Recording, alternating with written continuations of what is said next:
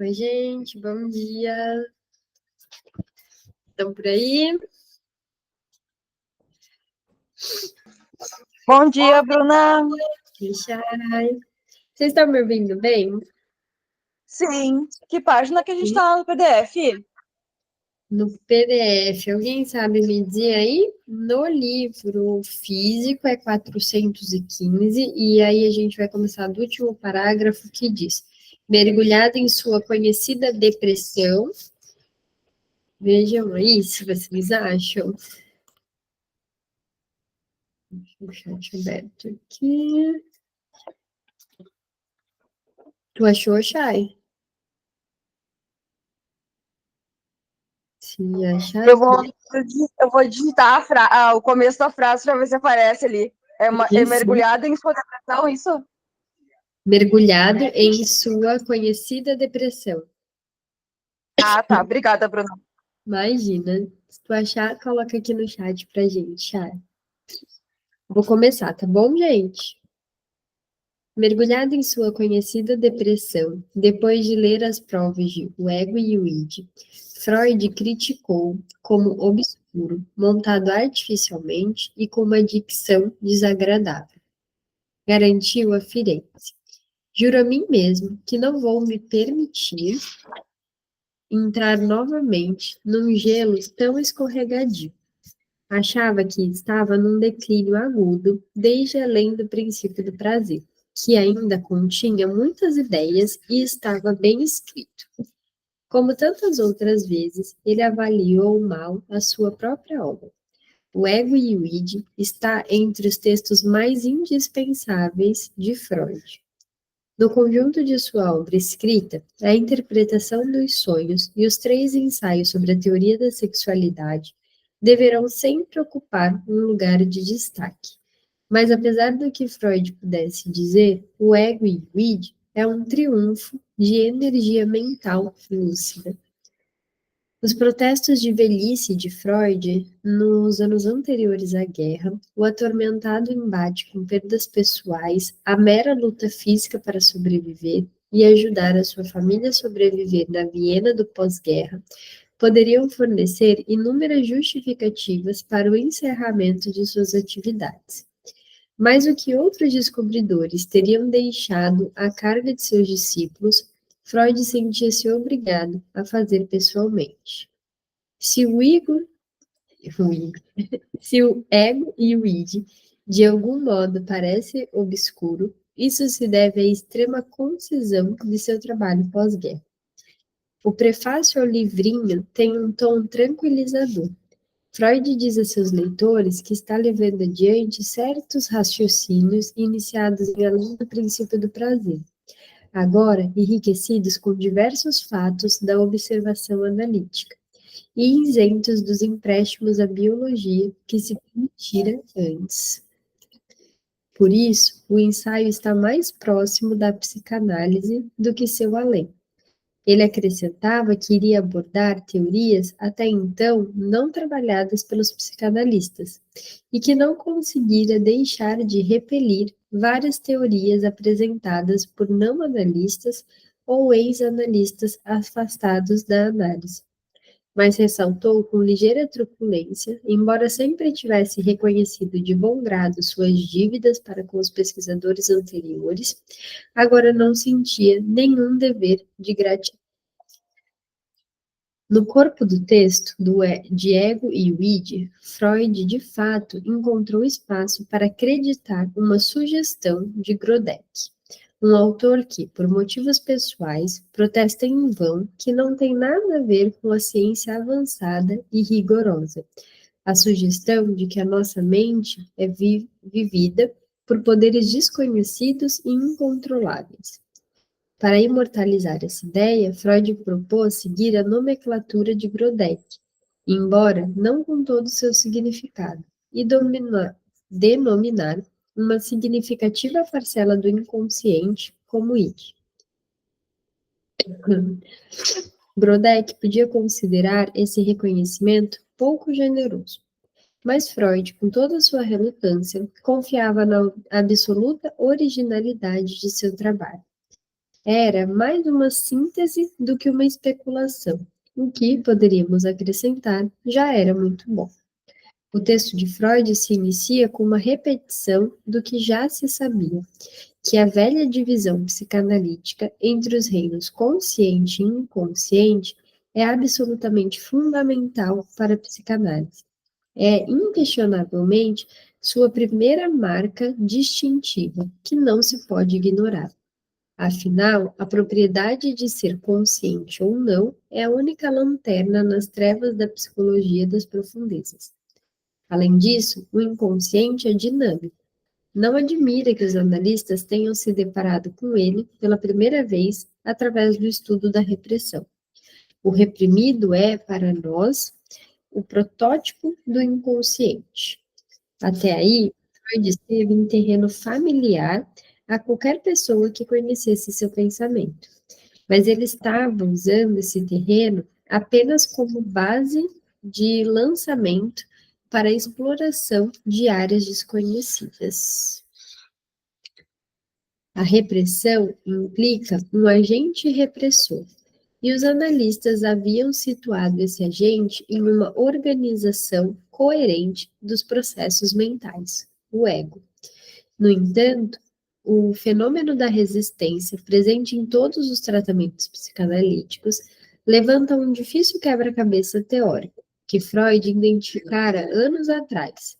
O paciente que resiste frequentemente não percebe, ou, em sua infelicidade neurótica, apenas desconfia vagamente que está obstruindo o avanço da análise. Segue-se daí que o ego, do qual se originam as resistências e a repressão, não pode ser totalmente consciente. Se não o é, argumentou Freud, devem ser falhas as fórmulas psicanalíticas tradicionais que deduzem as neuroses de um conflito entre o consciente e o inconsciente. No importante artigo sobre o inconsciente, Freud já havia insinuado que a sua teoria das neuroses exigia uma revisão.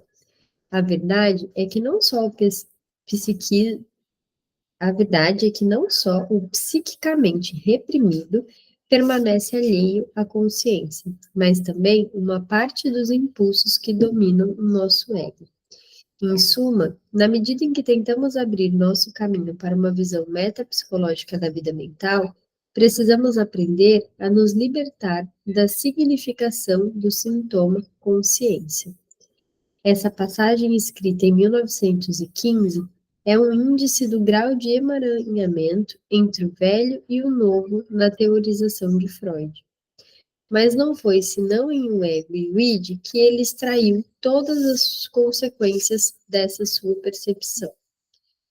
Tais consequências foram bastante drásticas. A psicanálise agora reconhecia que o inconsciente não coincide com o reprimido, embora tudo que é reprimido seja inconsciente. O que é inconsciente não é necessariamente o que for reprimido. Uma parte do ego, sabe Deus quão importante parte do ego, também pode ser inconsciente, é certamente inconsciente. O ego se iniciou no indivíduo em desenvolvimento como um segmento do id, diferenciando-se gradualmente, e a seguir foi modificado por influências do mundo externo.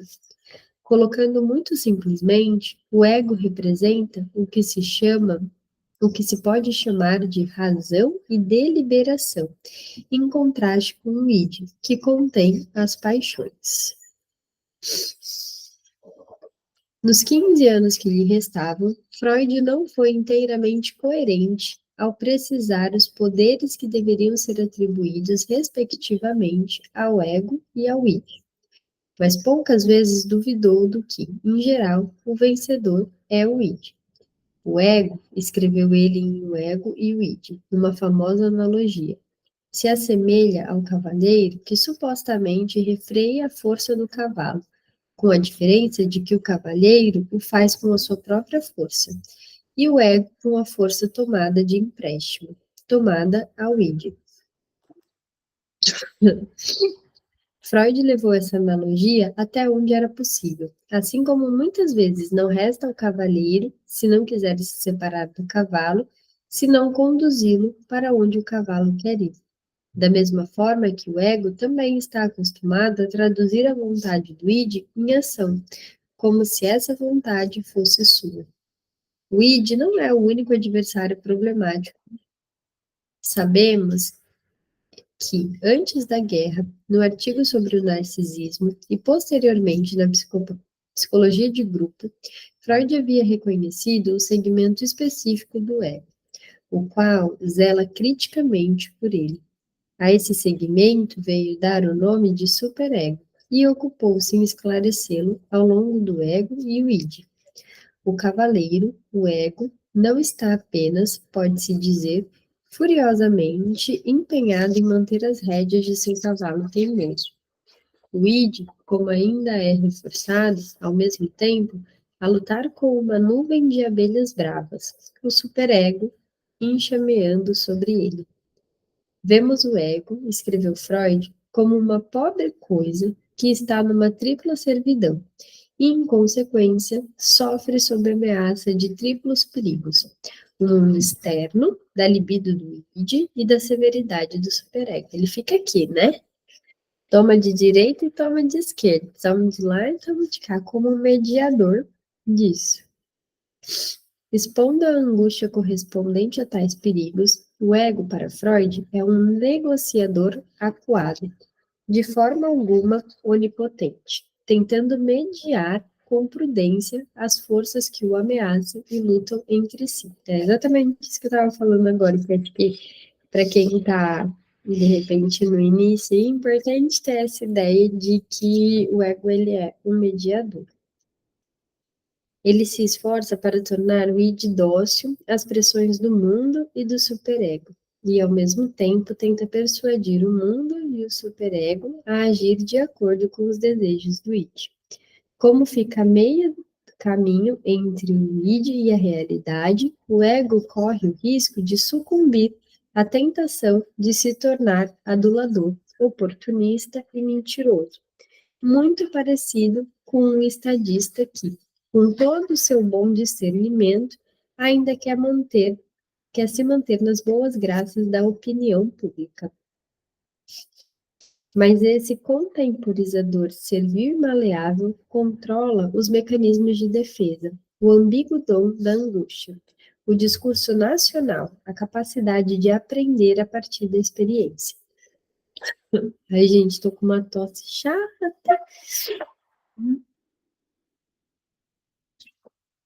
Vou ficar. Pode ser uma pobre coisa, mas é o melhor instrumento da humanidade para enfrentar as exigências internas e externas. As implicações dessas metáforas são ainda mais vastas do que Freud então reconheceu plenamente. Insistia que o ego é, antes de tudo, um ego corporal. Isso é, ele é basicamente derivado de sensações corporais.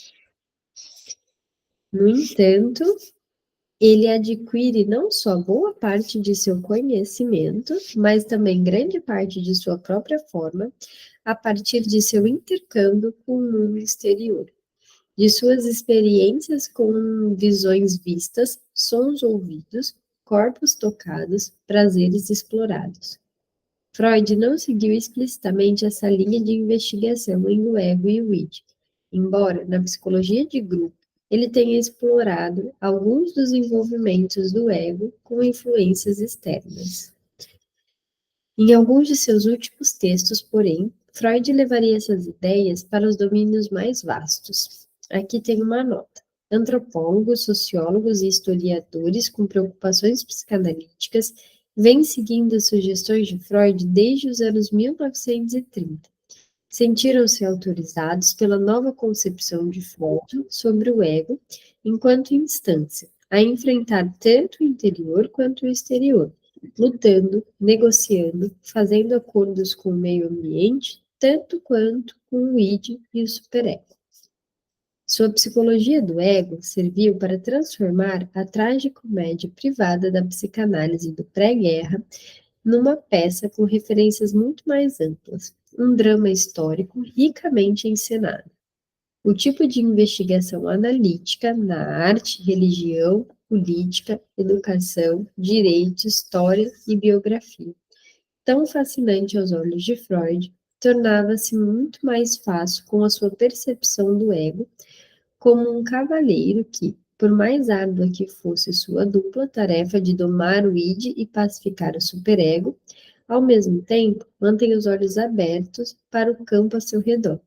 E, além disso, aprende com a experiência, prossegue sua galopada.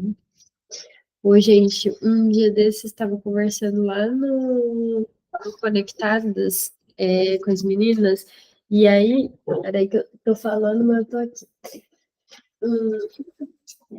E aí estavam falando de algumas situações engraçadas, assim, vividas com psis. E um dos memes que tinha lá, que era uma série de memes, era psicóloga com esta raquete para matar o mosquito. E aí, estou fazendo um expose de que... E aí eu estou lendo, tem um mosquito que ele passa para lá, passa para cá, está me irritando ele, e aí eu queria matá-lo. Aí eu pensei, vou pegar a raquete, né? E peguei. E aí peguei, e agora eu tô pensando, daqui a pouco vai aparecer, né? O exposed aqui, ó, o meme sou eu com a raquete. Então, vocês me verem pegando a raquete, é porque eu quero matar algum mosquito que ele tá aqui me provocando. Tirou o dia aqui para me provocar. Eu vi, Gabi entrou atrasada, não consegui participar semana passada, gente, é isso mesmo, Érico, a gente está na página 418, obrigada. Se alguém souber aí do PDF, também coloca, achar que tá valendo com ele. Ó, agora eu peguei a raquete, adivinha, ele sumiu. Se escondendo. Então, vocês me verem a louca da raquete, é pra vocês saberem que ele tá por aqui, tá zonzando, tá me irritando. Vamos lá. Gabi, a gente está no último parágrafo, tá? Da 418. A Maria Vitória colocou aqui que no PDF, para quem quiser saber, 535. Definir o ego já seria o suficiente para um ensaio, mas Freud foi além do título. Poderia tê-lo dominado com menos concisão, mas maior precisão. O ego, o id e o superego. Pois, como já observamos, ao delinear a estrutura da mente, Freud teve de encontrar um lugar para o que vinha chamando de ideal do ego. Se empregam padrões convencionais, escreveu ele, seria necessário dizer que, quanto mais alto se sobe na escala da atividade mental, mais perto se chega da consciência. Mas as coisas se revelam muito diferentes. Como tantas outras vezes em O Ego e o Id, Freud recorreu à experiência clínica. Ele ensina que alguns dos estados morais mais elevados, tal como o sentimento de culpa, podem nunca chegar a ingressar na consciência. Não só o que é mais baixo, mas também o que é mais alto no ego pode ser inconsciente. A prova mais forte a favor dessa afirmação é que, entre alguns analisandos, a autocrítica e a consciência, isso é, realizações mentais avaliadas com um apreço extremamente elevado, são inconscientes. A despeito de seu melhor juízo, portanto, os psicanalistas veem-se obrigados a falar de um sentimento inconsciente de culpa. Freud estava apresentando o superego a seus leitores. A consciência e o superego não são absolutamente a mesma coisa. O sentimento normal e consciente de culpa, a consciência, escreveu Freud, não apresenta dificuldades à interpretação. Ele é, essencialmente, a expressão de uma condenação do ego pelo seu juiz crítico.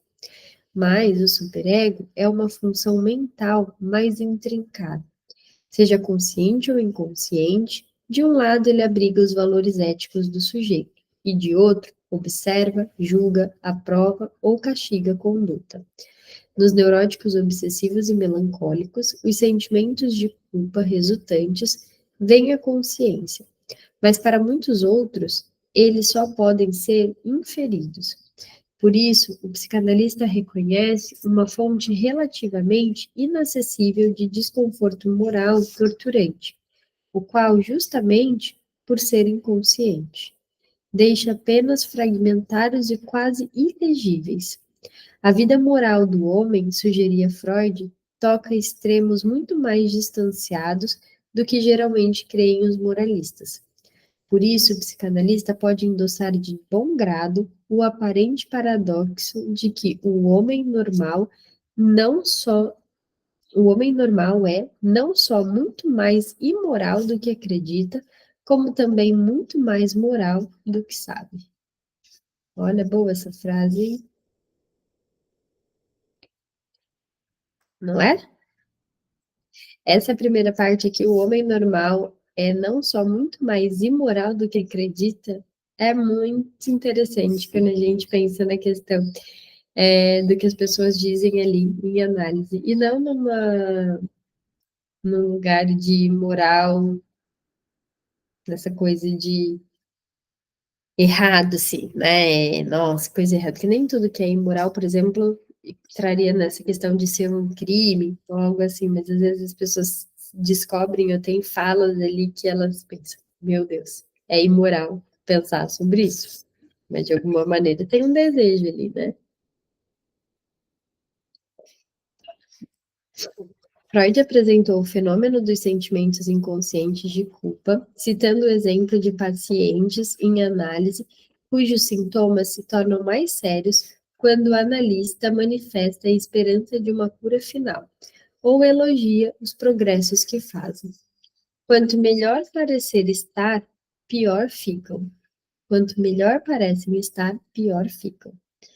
Essa é a famosa reação terapêutica negativa. Já viveram isso na clínica? Difícil, né?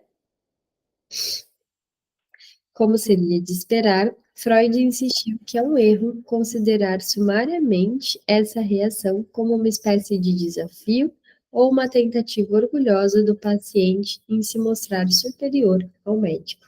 Pode falar, Gabi. Não, então, em relação a essa questão da reação terapêutica negativa, eu vivi isso foi semana passada com uma paciente minha, que ela estava indo muito bem, ela estava progredindo muito, assim, em relação a um luto da vida dela e tudo mais. E a gente falou sobre isso, né? Falou exatamente sobre essa melhora. Essa semana parece que regredimos, assim, lá atrás, já voltamos lá atrás nessa questão do luto, parece que voltou realmente como se tivesse acontecido ontem, assim, a morte dessa pessoa. Então foi, eu não sei se é exatamente isso, essa reação terapêutica negativa, mas foi algo que, assim, até eu fiquei surpresa, mas depois na minha supervisão eu entendi ali que é normal isso acontecer, mas eu na hora ali eu fiquei até, nossa, será que eu fiz alguma coisa errada, né? Será que falaram ali que deu tudo certo, não tudo certo, mas que a gente conseguiu progredir, né? Foi algo negativo, mas no fim das contas isso também faz parte do processo, né? É isso. É claro que a gente, né, a partir só de um recorte, ainda mais aqui nesse ambiente que a gente não trabalha o caso nos pormenores, não dá para a gente ter certeza, né, e dizer que é isso, mas é uma coisa que se vive mesmo em ambiente de análise, não com todos os pacientes, mas pode sim acontecer e faz parte. Né, faz parte, e a gente manejar isso, ver como que a gente vai lidar também, traz às vezes um desdobramento ali para o caso aí que seja positivo ou negativo, vai depender da história clínica, né, e de todo o contexto. Mas é algo que acontece. E também aquele sentimento que ainda nem dessa ordem, mas vem de um outro lugar que também precisa ser analisado caso a caso. Mas tem paciente que a gente sente, nossa, esse paciente não quer melhorar. É uma escolha. Hoje, inclusive, eu fiz supervisão, e aí eu estava trazendo também um caso, e aí meu supervisor falou, você vê que está sendo uma escolha? Né? Você fala assim, tem essa opção, tem essa opção, tem essa opção. E a pessoa fala, não, não, não. Não, vou ficar nessa ruim aqui mesmo. E aí arranja diversos problemas para aquilo que poderia ser uma solução, porque algo o faz permanecer onde ele está, ainda que não seja uma escolha consciente, inconscientemente ele pode continuar escolhendo estar naquele lugar. Nesse caso que eu trouxe hoje era por uma introjeção do agressor. Então, a pessoa, ela se sente responsável por aquilo que ela está sofrendo. Por isso, então, permanece. É como se ela tivesse feito aquilo, construído aquilo, aquele abuso que ela vive. Não é verdade, mas é assim também que ela olha e aí a impede de sair e de explorar as outras possibilidades que ela tem. Então, nesse sentido, fica nesse lugar de continuar sofrendo. Uhum. E no fim das contas também, né, Bru, tem a questão ali que, claro, tem o paciente ali que vai ter essa escolha, mas acaba que isso também tem algo na gente, né, no analista que, não sei, assim, fica uma culpa, por exemplo, até ali que ele diz, né, dessa culpa de aceitar o imoral e tudo mais. Eu não sei, assim, como que você lida com isso, como que vocês lidam com isso, mas também tem um certo ponto ali que a gente precisa aceitar que essa pessoa quer ficar nesse lugar de sofrimento, sendo que a gente gostaria muito de vê-la em um lugar de não sofrimento. Então, também tem uma culpa de manter essa pessoa ali, de certa forma, pelo menos por um certo momento, não sei, assim, mas daí é claro que é muita análise, muita supervisão para conseguir lidar com isso, né? Mas existe um lado do analista também que há muita culpa também nisso, né? Eu acho que é muito da gente entender de forma geral, né? E, de novo, gente, cada caso é um caso, mas de forma geral, da gente entender que o nosso fazer é limitado e que a gente tem até um ponto aonde a gente pode ir, e que mais do que aquilo a gente não pode fazer. Existem coisas que só mesmo um sujeito pode fazer por ele mesmo. Por mais que todo o entorno possa querer que ele melhore, não, existem coisas que só ele pode fazer. E a gente não está nessa condição de salvar o paciente. Até porque, se a gente pensar, por exemplo, numa lógica médica, né? O médico, às vezes, ele faz tudo que está ao alcance dele. Tudo que é reconhecido como o que é possível de ser feito. E ainda assim o paciente morre, porque algo escapa que não é a gente que determina, né? A gente enquanto profissional. Na psicanálise ou mesmo na psicologia, às vezes tem essa ideia que o psicólogo ele tem responsabilidade de tratar um sujeito até que ele seja curado ou que ele esteja feliz, como dizem, né? Que tem que ser. E que caso isso não aconteça, foi o profissional que falhou. E não é verdade, pelo menos não em todos os casos. É óbvio, gente, que né, quando a gente fala aqui de tratamento, existem profissionais que oferecem bons tratamentos e profissionais que não oferecem bons tratamentos. Isso é uma verdade, mas isso é uma verdade em todo e qualquer campo da área da saúde. Bons profissionais, maus profissionais, faz parte. Mas eu quero dizer daquele profissional que ele é implicado, que ele oferece um bom tratamento, ainda assim ele não tem como obrigação salvar o paciente e colocá-lo numa condição que a sociedade espera. Não é assim, às vezes o paciente ele não vai querer a mesma coisa que a sociedade quer. E a gente, enquanto psicanalista, entende bem disso, e é sobre você possibilitar que ele ocupe o lugar que ele está buscando, e não o lugar que dizem que é melhor para ele. Acho que essa também é uma diferença crucial entre a psicologia e a psicanálise. Tem uma tirinha que fala sobre isso, queria lembrar quem foi que postou, mas eu não lembro, que fala das diferenças entre o psiquiatra, o psicólogo e o psicanalista, que fala lá, eu estou dizendo aqui de uma maneira bem superficial, tá, gente? A partir do que eu lembro. Se alguém conhecer a tirinha, me fala aí de quem que é, me deem a referência. É uma citação bem, assim, sem como é que se diz, sem uma exatidão naquilo que eu estou dizendo, mas tem um paciente lá que ele vai no psiquiatra e ele fala, essa semana eu tentei me matar 3 vezes e não consegui.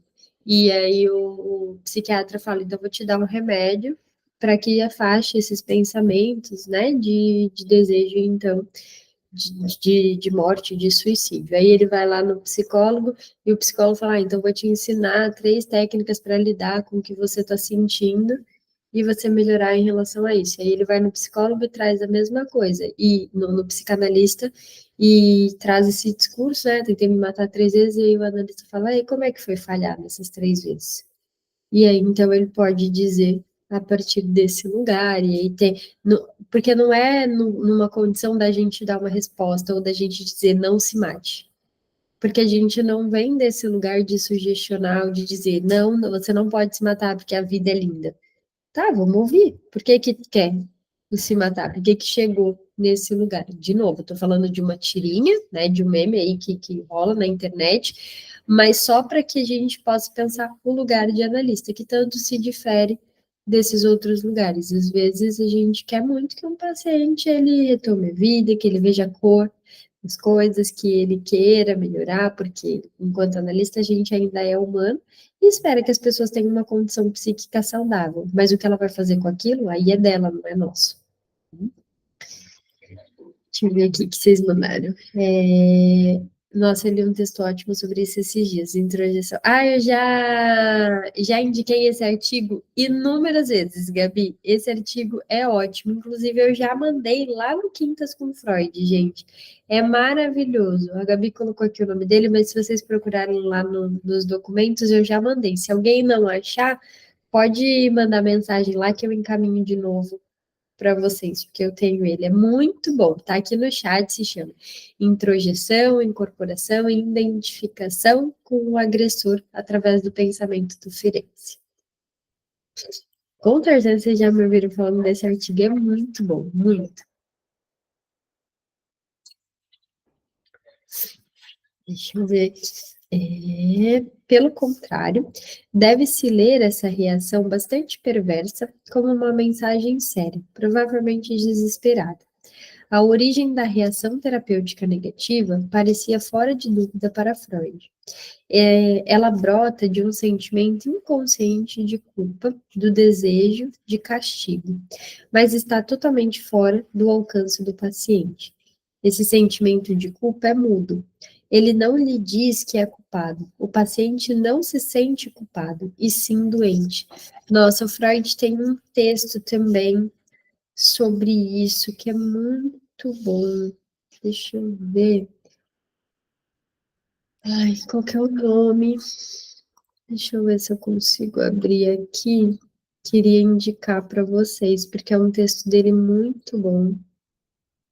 Deixa eu ver. Se eu não achar aqui agora, depois eu vou mandar lá. Mas é um texto que eu também já indiquei algumas vezes. Se eu já indiquei para algum de vocês, depois me fala aí, mas se vocês souberem o nome. É um texto que conta a história de uma menina, eu tô olhando para cá porque o mosquito apareceu. Tá aqui. É um texto que conta a história de uma menina que ela se apaixonou por um homem casado e ela tinha o desejo de casar com ele, de ficar com ele, e aí ela manipula as coisas num lugar em que a mulher dele venha se suicidar. E aí, quando ela vai desfrutar, então, porque aí ele quer ficar com ela, quando a mulher morre, ele quer ficar com ela não consegue ficar com ele, e aí ela adoece.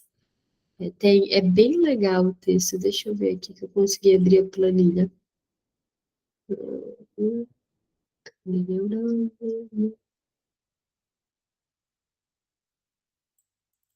Ué, por que que não está aqui?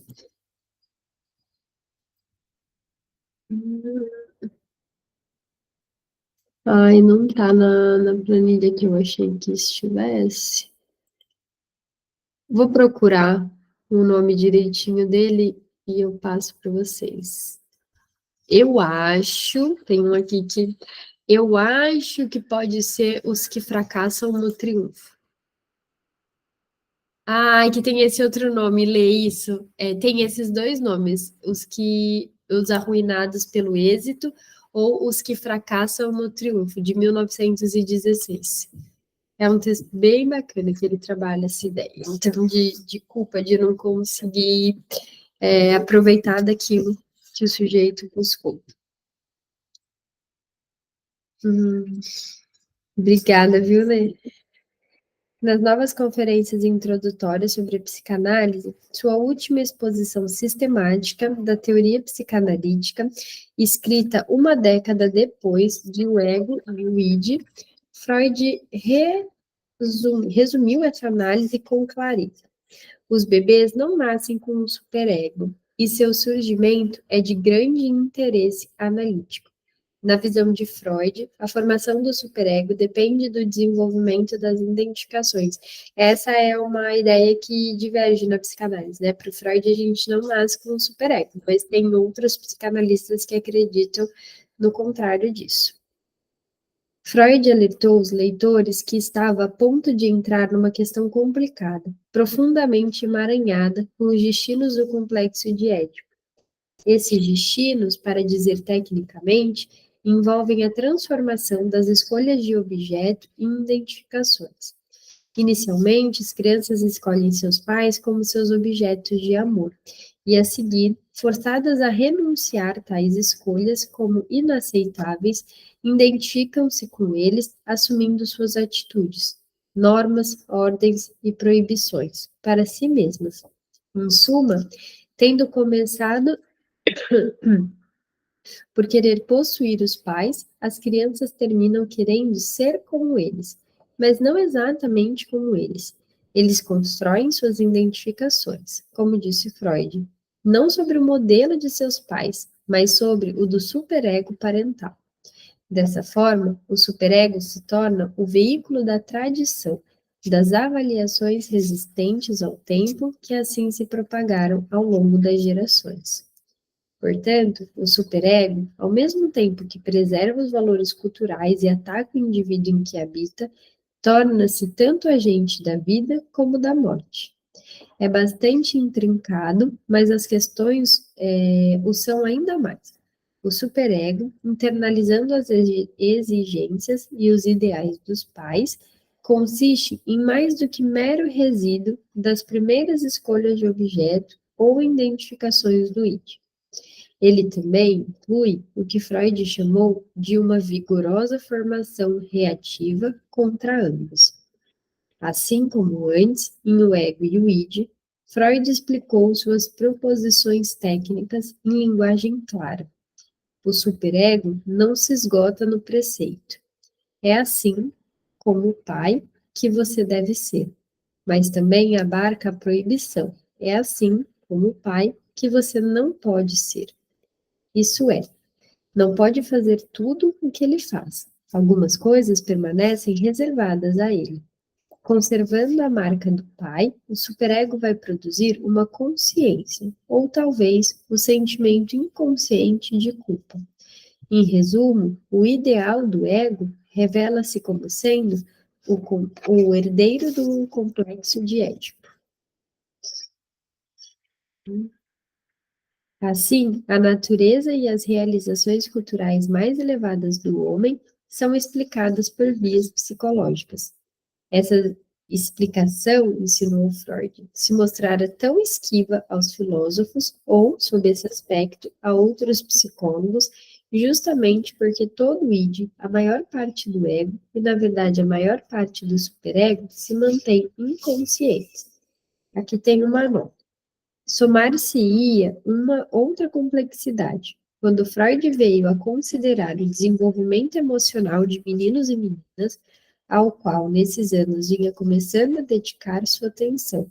A conclusão, como veremos, foi a de que o superego variava consideravelmente nos dois sexos.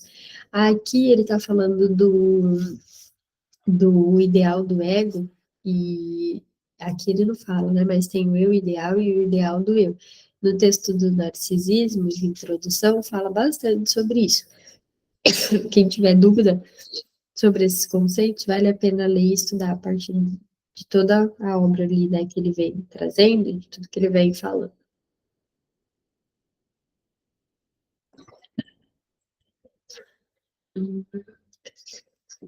Envelhecido, decrépito e decadente. Pelo menos, segundo seu próprio testemunho, Freud dera à comunidade psicanalítica internacional muito material para reflexão e debate. Até hoje, né? Vocês estão vendo os rolês que estão rolando, né? Cada fuzuê essa semana. Ele havia mudado muitas coisas, esclarecido várias delas, mas deixara algumas incertas. Quando Ernest Jones, em 1926, enviou-lhe um artigo sobre o superego, Freud reconheceu que todas as obscuridades e dificuldades que o senhor apontou realmente existem, mas não acreditava que o exercício semântico de Jones oferecesse solução. O que se precisa são investigações, impressões e experiências acumuladas de tipo totalmente novo, e sei como é difícil consegui-las. O artigo de Jones, a seu ver, é um início obscuro num assunto espinhoso. Muito dependia do modo de se ler o ego e o id. Em 1930, Pfister disse a Freud que percorrera novamente o ensaio, talvez pela 10ª vez, e fiquei contente em ver como o senhor, desde esse trabalho, voltou-se para os jardins da humanidade, depois de ter investigado previamente apenas as fundações e a cloaca de suas casas. Era uma forma razoável de entender as novas formulações de Freud, em parte autorizada pelos próprios textos. Pfister, afinal, era um dos muitos seguidores de Freud que não acreditavam na pulsão de morte, mas uma interpretação mais melancólica era igualmente legítima. Freud sugerira, desde seu artigo Luto e Melancolia, que o superego, geralmente agressivo e punitivo, muitas vezes estava mais a serviço da morte do que da vida. Assim, longe de estar resolvido, o debate prosseguiu. Finalizamos esta parte. Agora a gente vai começar a 9. Deixa eu dar uma olhadinha aqui como é que estamos. Quantos são? Terminamos então toda 8.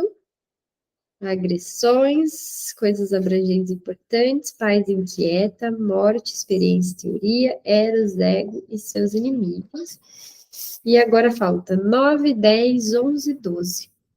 Tá aqui, tá caminhando, né? Olha aqui o que já foi lido, a quantidade.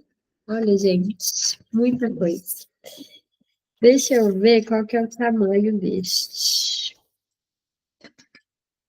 Será? Eu acho que dá tempo de ler, de começar. Querem começar? Vamos? Acho que dá. Então tá. Insinuações de mortalidade. Em 1923, ano de O Ego e o Id, a morte visitou novamente Freud, atingindo um de seus netos e acenando-lhe ameaçadoramente. As calamidades vieram como surpresas cruéis. Mesmo que se queixasse periodicamente do estômago ou do intestino, Freud continuou bastante forte durante o ano de trabalho. Tal como no passado, ele ansiava pelas longas férias de verão e gostava de mantê-las sagradas. Reservava esses meses para passeios pelas montanhas, curas numa estação de águas, visitas turísticas à Itália e explorações da teoria psicanalítica. Raramente interrompia essas férias com sessões de análise, embora agora fosse assediado por ofertas lucrativas. Em 1922, descansando em Berchtesgaden, dispensei a mulher de um rei do cobre, disse a Henke, que certamente teria coberto os custos de minha estada, além de outra americana, que seguramente teria pagado 50, deve ser aqui, né? 50 dólares por dia, visto que estava habituada a pagar 20 abril em Nova York, por meia hora. Ó, já tinha gente que atendia por meia hora, já vamos vendo aqui as condições de valores, né, de tempo. Não teve dúvidas. Não vou vender meu tempo aqui. Como Freud disse aos amigos várias vezes, sua necessidade de repouso e recuperação era premente, e geralmente em prol do descanso e de tornar possível o trabalho. Ele se mantinha firme, que tem uma nota. Mas às vezes ele rompia sua determinação, principalmente quando solicitado a analisar um aluno, um futuro analista, ao invés de um paciente. Assim, em 1928, ele se ofereceu para analisar Philipp Lerman, um médico americano, durante o verão em Mizirming, o que comigo é excepcional. Apesar de suas alegações, A agenda lotada de Freud, assim como o fluxo inalterado de cartas e a publicação e a produção de publicações importantes, atestam reservas invejáveis de energia e, no geral, boa saúde. Mas no verão de 1922, ele começou a assumir um tom bem mais préssamo. Em junho, disse a Ernest Jones que não havia se sentido cansado até agora, quando se tornaram evidentes as tristes perspectivas da situação política. Saindo de Viena, Freud escapava, pelo menos por algum tempo, à situação política, às irremediáveis divisões entre socialistas, católicos austríacos e a vociferação de fanáticos políticos. Aqui a gente pode dizer que a gente entende, né? A gente entende como é que é. E, de fato, em julho, podia tecer considerações com evidente alívio sobre a calma deliciosa de seus dias em Bad Gastein. Eram folgados e belos, com o ar magnífico, a água, os charutos holandeses e a boa comida, parecendo uma idílio, o mais próximo disso que se pode conseguir nesse inferno centro-europeu. Mas em agosto, escrevendo de Berchtesgaden uma carta estritamente confidencial a Henk, ele parecia menos animado. Henk havia perguntado pela saúde de Freud, e este respondeu com sinceridade, pedindo-lhe que dissesse uma mentira piedosa. Ao escrever para os outros, Henk devia dizer que a saúde de Freud estava ótima. Na verdade, ele não estava nada bem. O fato de que, de algum tempo para cá, não tenho me sentido nada seguro sobre a minha saúde, não há de ter escapado à sua atenção. Freud mal sabia o quão estava certo em suspeitar de seu estado. Logo, teve outras razões para se sentir desconsolado. Em meados de agosto, sua melhor sobrinha, Casseli Greff, uma moça de 23 anos, cometeu suicídio. Grávida e solteira, ela resolveu seu problema tomando uma dose excessiva de Veronal, numa nota amorosa e comovente à mãe, rabiscada depois de ter ingerido o veneno, ela isentava a culpa de todos, inclusive de seu amante. Eu não sabia, escreveu ela, que morrer é tão fácil e alegra tanto a pessoa. Freud ficou profundamente abalado com o episódio, conforme disse a Ernest Jones, e a perspectiva sombria de nosso país e de todas as incertezas relativas à época também pouco contribuíram para minorar sua tristeza. Mas seria seu próprio corpo que iria traí-lo. Na primavera de 1923, apresentaram-se sinais desalentadores de que poderia estar sofrendo de câncer no palato. Em meados de fevereiro de 1923, Freud havia notado o que chamou de um tumor leucoplásico em meu maxilar e palato. Uma leucoplasia é um tumor benigno associado ao consumo maciço de tabaco. E Freud, temeroso de que o médico lhe mandasse abandonar o vício, manteve sua descoberta em segredo para todos durante algum tempo. Aqui vem uma questão também de uma escolha, né? Fumava que nem capivara, né, gente? Não parava de fumar. Não queria contar que estava passando. Mas, 2 meses depois, a dar a notícia a Ernest Jones, numa carta em parte alarmante, em parte tranquilizadora, a 25 de abril, depois de ter perdido mais ou menos uma semana por doença, operação, ele informava que o tumor fora removido. Tinha percebido um inchamento doloroso no palato já havia alguns anos, no final de 1917. Ironicamente, logo diminuiu depois que um paciente o presenteou com uma desejadíssima caixa de charutos e ele acendeu um deles. Olha só, Freud aceitando presente. Tá vendo? Pode aceitar presente? Pode aceitar presente, né? Eis a questão. E aí a gente entra naquilo que depende. Que presente, de que paciente, em que contexto. Agora, em 1923, o tumor tinha se tornado grande e persistente demais para ser negligenciado por muito tempo. Eu estava certo do caráter benigno do problema, mas como o senhor sabe, ninguém pode garantir o comportamento dele quando se permite que aumente ainda mais. Freud tinha sido pessimista desde o princípio. Meu diagnóstico tinha sido epitelioma, um tumor maligno, mas não foi aceito. Acusou-se o fumo. Acrescentou honestamente, como a etiologia dessa rebelião dos tecidos. Quando Freud se sentira finalmente pronto para enfrentar os horrores de um futuro sem charuto, fora consultar o dermatologista Maximilian Steiner, com quem mantinha relações amigáveis.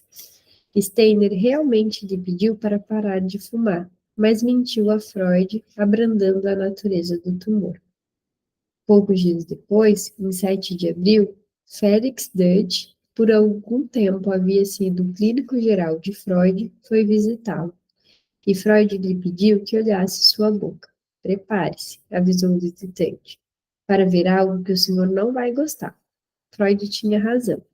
Já na primeira olhada, lembra Dutch, ele viu que as lesões de Freud era cancerosa. Mas, ao invés de pronunciar a terrível palavra ou de apresentar o diagnóstico técnico, epitelioma, a que tendia o próprio Freud, Dutch se refugiou no subterfúgio de uma grave leucoplasia. Aconselhou a Freud que parasse de fumar e removesse o tumor.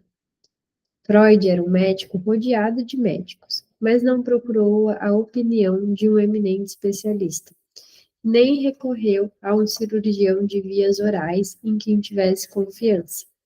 Ao invés disso, escolheu Marcus Rajek, um rinologista, pode-se dizer que um outro flis, embora tivesse manifestado antes certo ceticismo quanto à competência de Rajek. A escolha, o erro, foi, como sua filha Ana disse anos mais tarde, apenas de Freud. Ao final, Rajek confirmou plenamente as dúvidas de Freud. Rajek sabia que o procedimento que recomendara era simplesmente superficial e, na realidade, inútil, e realizou descuidadamente a cirurgia no ambulatório de sua clínica. Freud, acompanhado apenas por Felix Dutch, o qual não ficou durante a operação. Era como se ele quisesse exorcizar o câncer de Freud, tratando a questão como uma bagatela.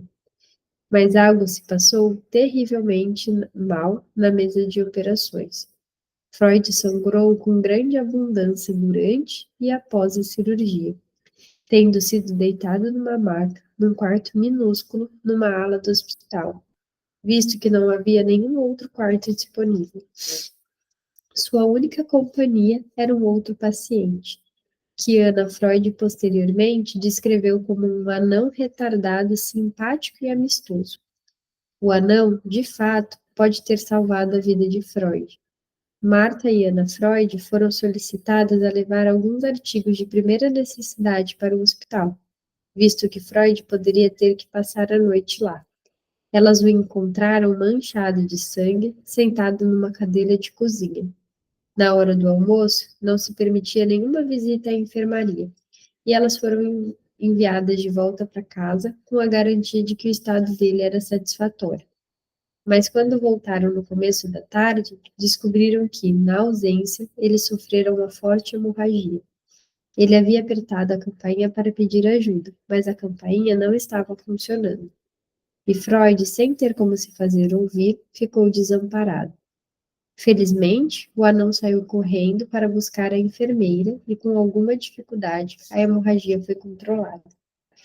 Ao saber desse episódio aterrador, Anna Freud recusou-se a deixar o pai. As enfermeiras, lembra ela, que não tinham consciência sobre o defeito de campainha, foram muito bondosas. Deram-me café preto e uma cadeira, e meu pai, o anão e eu passamos a noite juntos. Ele estava fraco pela perda de sangue, semi-drogado com os remédios e com grande dor. Durante a noite, ela e a enfermeira sentiram-se mais preocupadas com o estado de Freud, e mandaram chamar o cirurgião residente, mas ele se recusou a ver o paciente. De manhã, contando a Freud, tinha que me esconder enquanto Rajek e seus assistentes faziam as rondas habituais. Rajek não demonstrou nenhum sinal de contrição com seu desempenho canhestro, quase fatal, e mais tarde, no mesmo dia, deixou que Freud voltasse para casa. Como Freud não poderia mais manter o episódio em segredo, ele enganava seus missivistas e, em certa medida, a si mesmo, com boletins otimistas. Posso lhe informar, disse para Caríssima Lou, em 10 de maio, 4 dias depois de seu aniversário, que consigo falar, mastigar e trabalhar de novo. Na verdade, até fumar é permitido. Sei. Aquela, né? De maneira moderada, prudente, por assim dizer, pequeno burguesa. O prognóstico, acrescentou ele, era bom. Repetindo a boa notícia a Abraham, no mesmo dia, ele propôs tentar sua fórmula otimista, que essa data se repita muitas vezes, mas não um novo tumor. Um pouco depois, escrevendo ao sobrinho em Manchester, ele experimentou uma fórmula otimista de sua palavra. 2 meses atrás, removi um tumor do véu do palato que podia ter degenerado, mas ainda não degenerara. Freud, de fato, estava mais a par, embora ninguém tivesse lhe dito a verdade. Rajek prescreveu tratamentos dolorosos e inúteis de rádio e raio-x, que Freud interpretou como uma confirmação de sua suspeita de que a lesão era totalmente cancerosa. Mas a mentira oficial continuou.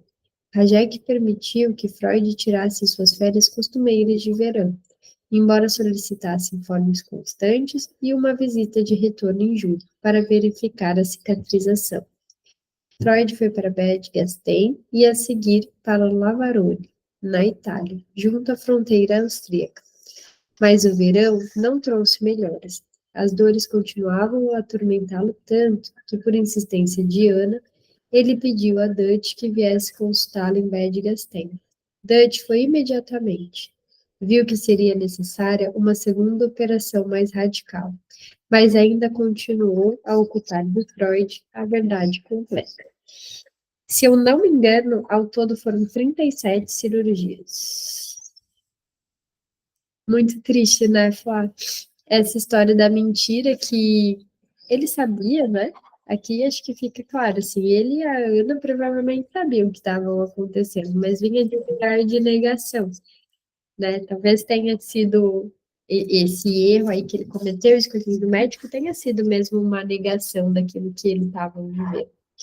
Enfim, vamos descobrindo mais ao longo aí das semanas. A gente parou na página 425, tá bom? Obrigada pela companhia, a gente se vê na próxima. Um beijo, quem